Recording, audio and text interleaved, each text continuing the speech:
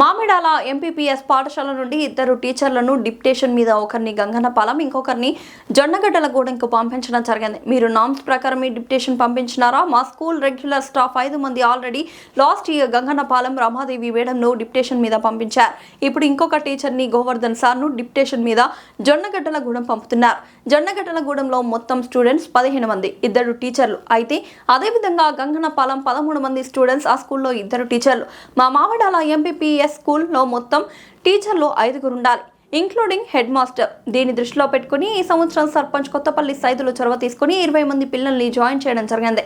ఇటు విషయాన్ని దృష్టిలో ఉంచుకొని పోయిన ఇద్దరు టీచర్లను తిరిగి మా స్కూల్కి రావాలని స్కూల్ను బైకాట్ చేయడం జరిగింది. ఇటు కార్యక్రమంలో వార్డు సభ్యులు, ఫస్ట్ వార్డ్ మెంబర్ బుల్లెద్దు విజయ్, 8వ వార్డ్ మెంబర్ జంతికా విజయ్, ఎంఆర్పీఎస్ మండల అధ్యక్షుడు బొచ్చయ్యల్లయ్య, కొంచెం సురేష్, కొండేటి అంజీ, నల్లగొండ వెంకన్న, కొత్తపల్లి సిద్ధు, కొత్తపల్లి నరేష్, కుమ్మరి దిలీప్, జంతికా సాయిలు, కొత్తపల్లి రవి, కొత్తపల్లి సతీష్ గ్రామ ప్రజలు పాల్గొనడం జరిగింది.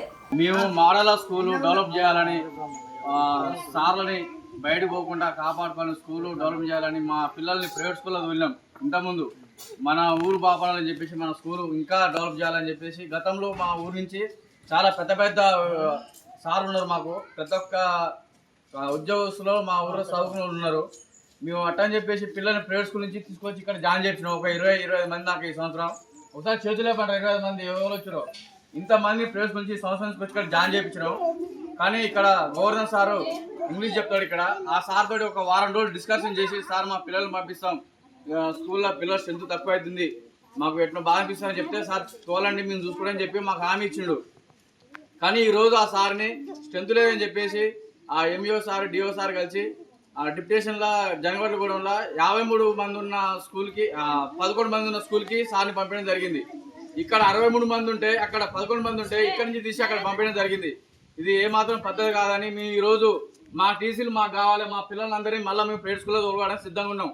మాకు టీసీ అని చెప్పి సహకారికి వస్తే నేను ఇవ్వలేను, నా వల్ల కాదంటే మా పిల్లల్ని ఈరోజు స్కూల్ క్లోజ్ చేసి బంద్ చేసి తీసుకెళ్తున్నాం. మాకు మెమోలు, రేపు మాకు మెమోలు ఇవ్వాలి. మా 20 మందికి మెమోలు ఇస్తే మాకు ఈ స్కూల్ నడవని ఎటైనా పోయి మాకు సంబంధం లేదు. మా మెమోలు మాకు కావాలి. వస్తున్నామో సార్ తీసుకొని రావాలి, గవర్నమెంట్ సార్ ఇక్కడ వచ్చి చదువు చెప్పాలి. లేదంటేనేమో స్కూల్ క్లోజ్ చేసేస్తాం. హై స్కూల్, ఈ 2 స్కూల్ క్లోజ్ చేస్తాం. ఈరోజు మీకు సార్ కావాలని వద్దా? గవర్నమెంట్ సారు కావాలని వద్దా? ఇది ఇంగ్లీష్ మీడియం స్కూల్ అని చెప్పారు గవర్నమెంట్ వాళ్ళు. ఇక్కడ ఇంగ్లీష్ చెప్పే సార్నే అక్కడ డిస్పెషన్లో పంపిస్తే ఇంగ్లీష్ వాళ్ళు చెప్పాలి. వీళ్ళకి 63 మంది ఉన్న 70 మంది, ఇంకా కొంతమంది పేరు లెక్కలు ఇలా 70 మంది, కొంతమంది పేరు లెక్కలే. వాళ్ళు కూడా మేము చూస్తాం, స్కూల్లో ఫోన్ చేసి అక్కడ తీసేస్తాం. ఆధార్ కార్డు అక్కడ లింక్ ఉన్నమాట, మాకు ఇబ్బంది అవుతుంది, తీపిస్తాం. అది కూడా నెక్స్ట్ ఇయర్ చూడండి. కానీ సార్ని మీరు ఎట్టి పరిస్థితులు ఈరోజు సాయంత్రం రేపు ఇక్కడ పంపించాలి గోధుమ సార్ని. లేదని సార్ వచ్చినాక ఈ 2 స్కూళ్ళకి గేట్ తాగడం జరుగుతుంది.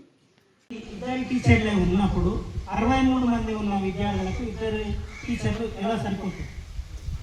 దీన్ని దృష్టిలో పెట్టుకొని కలెక్టర్ గారైన, పై అధికారులైనా దీన్ని స్పందించి స్కూల్కు న్యాయం చేయాలని చెప్పేసి మన గ్రామ పంచాయతీ తరఫున నేను అడుగుతూ ఉన్నాను. Thank you everyone. ఈ అందరూ రేపు వచ్చినాక, రేపు ఎవరు వచ్చినా కానీ ఇది ఇదే సమానం. ఎందుకంటే మనకు టీచర్ లేనప్పుడు ఒక స్టూడెంట్స్కి మనం బోధించలేని పరిస్థితి. అందుకే అంటున్నా, మీరు రేపు ఒకవేళ వచ్చినా మేము కోఆపరేట్ చేస్తే మన స్కూల్లో మనం బతికించిన వాళ్ళం. దయచేసి మీరు అందరూ కోఆపరేట్ చేయాలని చెప్పేసి కోరుకుంటూ సెలవు తీసుకుంటున్నాం. Thank you everyone.